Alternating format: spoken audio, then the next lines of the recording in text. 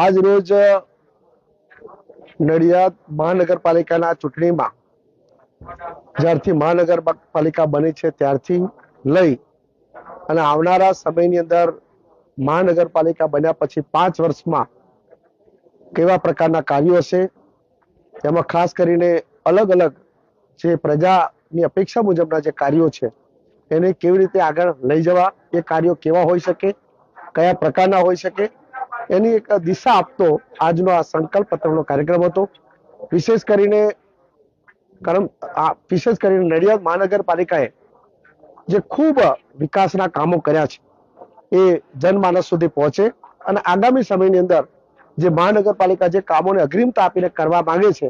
એની પણ દિશા મળે, એના માટેનો આ વિશેષ કાર્યક્રમ હતો. અને આજના ઘોષણાપત્રની અંદર વિશેષ કરીને જે નડિયાદ મહાનગરપાલિકા બન્યા પછી જે વિકાસના કામોને અગ્રિમતા આપી અને